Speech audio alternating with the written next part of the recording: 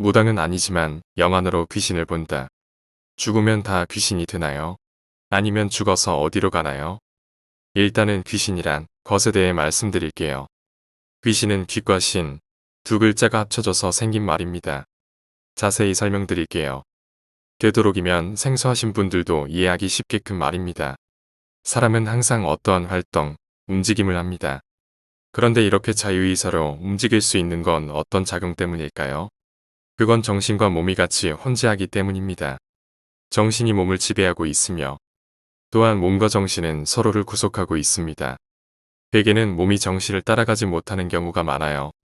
사람의 의지가 무한정인 데에 비해서 몸은 그렇게 해주지 않죠. 또한 몸이 쇠약해지거나 병들면 정신도 비슷하게 쇠약해져 갑니다. 정신이 무엇인가 하고 물으신다면 생각하는 모든 작용, 하고자 하는 의지, 희노애락의 감정, 고통, 쾌락, 그 모든 것이 정신이 있기에 가능한 겁니다. 그리고 정신은 눈에 보이지 않습니다. 다만 오곡백과가 차곡차곡 척수 아래에 쌓여 끈적끈적한 액체로 화하여 인간의 정신을 뒷받침합니다. 이걸 정액이라고 해요. 정신의 액체라는 뜻입니다. 일부에선 마치 음란하고 난잡한 것의 상징이라곤 하지만 이건 생명의 액체입니다. 여자도 정신의 액체가 있어요. 정액이란 이름 말고 딴 걸로 불리지만요. 남자는 그걸 흘리지만 여자는 자신의 몸에서 잉태할 생명의 걸음으로 희생되어집니다. 그렇다고 나쁜 게 아니고요. 양이 너무 많아 축적되면 흘려줘야 되고 저절로 흐르기도 합니다. 어쨌든 그렇게 사람은 정을 가지고 있어 생명이 온전히 붙어 있습니다. 그런데 모든 것이 그렇듯이 육체도 점차 쇠하죠. 산지 오래된 전자제품은 고장을 쉽게 일으키고 나중이 되면 수리해도 쓸 수 없을 지경이 됩니다. 똑같이 몸이 점차 노쇠하면 더 이상 몸이라는 그릇이 정신을 지탱할 수 없게 됩니다. 그러면 정신은 낡은 몸을 버리지요. 이걸 죽음이라고 합니다. 한 가지 알아야 할 것은 정신 자체는 늙지도 죽지도 않아요. 다만 그 그릇이 이가 빠져 육체의 구속을 받는 정신도 일시적으로 쇠로해지는 거지요. 당신이 죽는다면 당신의 몸으로부터 당신은 튕겨져 나옵니다. 한동안은 죽음을 생소해하며 살아생전에 살던 곳 주변을 떠돌겠죠. 그러다가 갈 길에 들 것입니다. 그 정신은 육체가 죽을 때 두 가지로 갈라져요. 하나는 혼, 또 하나는 백이라고 해요. 되게 같은 의미처럼 쓰지만 엄밀히 다른 거예요. 혼은 하늘로 날아가고 백은 땅으로 흩어집니다. 혼비백산이란 말이 왜 그런지 이제 아시겠죠? 혼은 사람이 살아생전 갈고 닦았던 다시 태어나는 깨끗하고 순수한 영혼이고요. 백은 동물적이고 비이성적인 저급한 유체입니다. 그렇게 해서 혼은요, 하늘로 올라가요. 그래서 혼은 신으로 변해요. 이 신은 무슨 예수님이나 부처님, 이런 신이 아니고요. 그 자체를 그렇게 불러요. 그리고 백은 땅으로 흩어져요. 그거를 귀라고 합니다. 그리고 얼마 안 되어 소멸하죠. 하늘로 올라간 신만이 당신의 정체성을 나타내는 가장 정확하고 순수한 유체입니다. 전 일단 여기까지만 알고 있어요. 죽으면 누구나 귀신이 됩니다. 사람뿐만 아니라 영혼을 가진 모든 생물은 그렇게 돼요. 다만 저급한 육체를 지닌 동물들은 설령 인간의 영혼을 지녔을지라도 인간처럼 행동할 수가 없지요. 그리고 어떻게 그 몸에서 태어난 것일 뿐이지.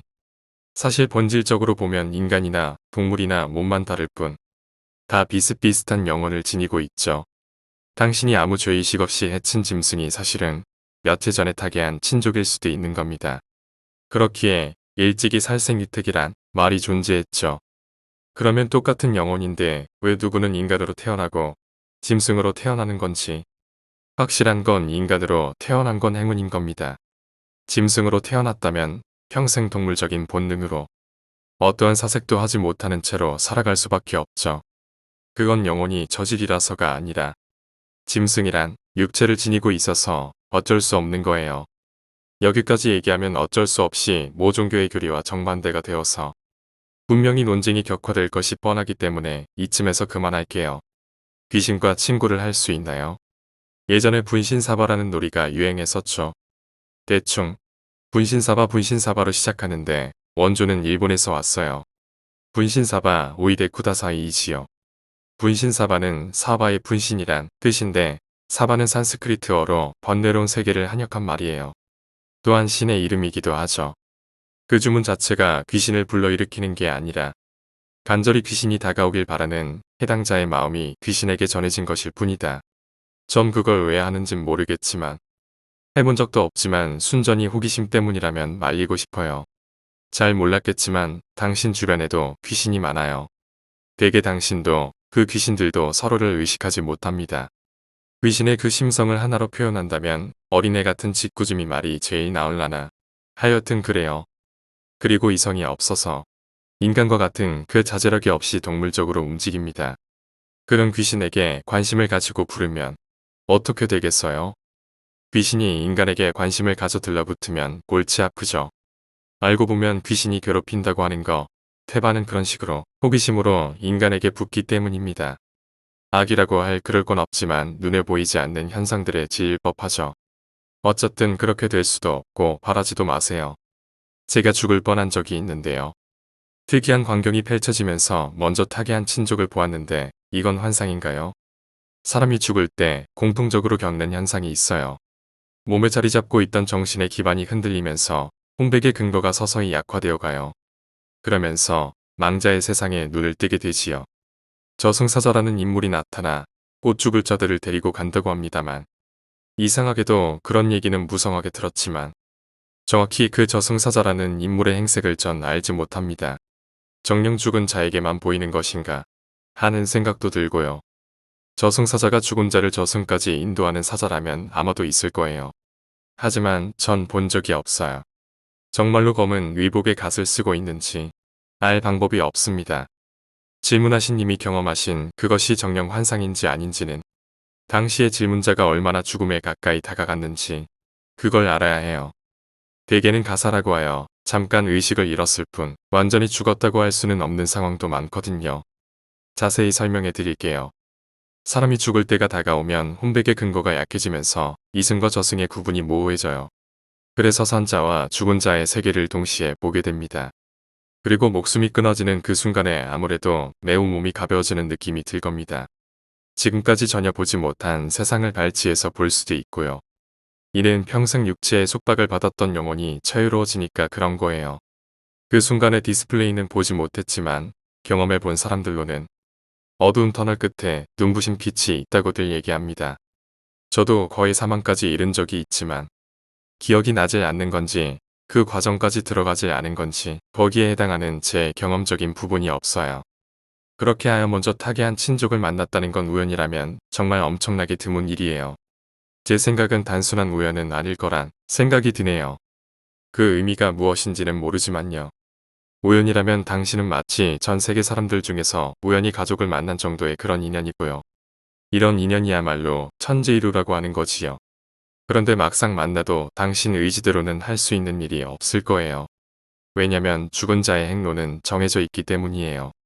만나서 못다한 얘기를 하고 싶어도 그곳은 이미 이승이 아니기 때문에 불가능합니다. 미련을 버리셔야 해요. 만약에 그런 상황에 놓인다고 하더라도 말이에요. 다시 인간으로 태어날 수 있나요? 그건 제가 무어라 얘기를 한다고 해서 그게 사실일지 거짓일지는 알 수 없어요. 다만 당신이 인간으로 태어나 설령 인간이하의 박대와 핍박을 받는다고 하여도 죽생으로 태어난 다른 영혼들에 비해서는 정말 말로 형용할 수 없을 정도로 행운인 거예요. 그리고 또 겨우 그렇게 태어난 거예요. 전 그래서도 설명했지만 짐승들에게도 영혼은 있어요. 단지 그 영혼이 저급하기 때문에 짐승의 몸에서 태어난 것 뿐이에요. 하지만 영혼 자체는 인간의 영혼과 크게 다르지 않답니다. 단지 짐승의 몸을 타고 태어났기에 평생 죽을 때까지 그 짐승의 습성과 행태를 버리지 못하고 미개하게 살아갑니다.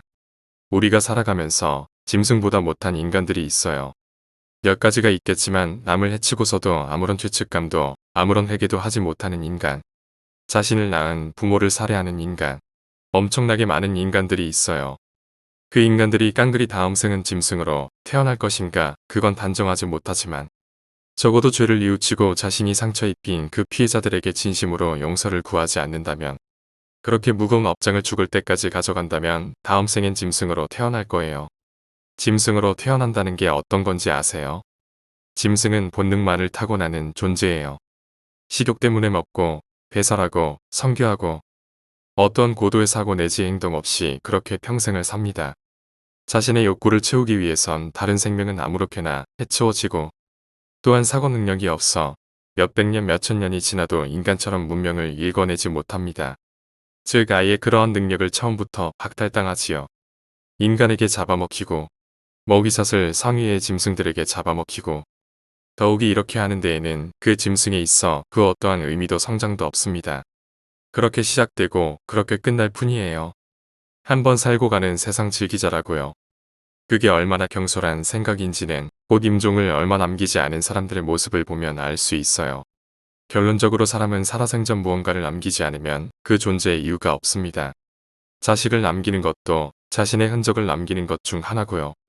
살아생전에 올바른 마음을 먹고 세상을 살아가는 것도 결국은 지금의 육체가 죽고 나서도 이어질 거예요. 그러니까 어디서 사주보고 명 짧다는 소리 듣고서 막 살거나 자포자기하지 마세요. 사람으로 태어난 이 순간은 엄청나게 행운인 겁니다. 많은 사람들이 자신이 죽고 나서 그 무라는 상태에 대해 생각해 본 일 있을 거예요. 무라는 것은 그냥 앞이 깜깜하고 그런 게 아니에요. 어떤 공간이 있고 비어 있는 게 아니에요. 아예 없다는 뜻이에요. 지금 스스로를 자각하고 있는 그 영혼이 아예 없다면 나라는 것은 무엇이 되는가? 라는 건데요. 사람 몸은 무르기 때문에 시간이 지나면 부서지고 썩어 흩어지지만 그 몸에 담겨져 있던 영혼은 그렇게 죽지 않아요. 하지만 살아생전 그 몸이 가지고 있던 세월의 인연은 곧 잊혀질 거예요. 그 말은 지금은 누군가를 미칠 듯이 사랑하고 항상 물질이라는 것에 미칠 듯이 집착하고 있겠지만 당신의 몸이 사라지고 나서는 이러한 것들은 점점 잊혀질 겁니다. 왜냐면 당신의 몸이 있기에 그런 인연이 있었던 거고요. 곧 그 속박에서 풀려날 거예요. 곧 새 몸으로 태어나겠죠. 당신이 전생에서 영혼을 더럽혔다면 짐승이나 미물로 태어날 거예요. 하지만 전생에서 영혼을 깨끗이 하려고 노력했다면 충분히 다시 사람으로 태어날 수 있을 거예요. 어차피 이건 죽기 전까지는 모르는 거예요. 그리고 믿어도 안 믿어도 지금 살아가는 게 크게 달라지는 건 없을 거예요. 하지만 왜 그렇게 동서고금을 막론하고 착하게 살아가라고 선조들이 그렇게 얘기했는지 아시겠나요? 다음 편의 이야기는 계속됩니다.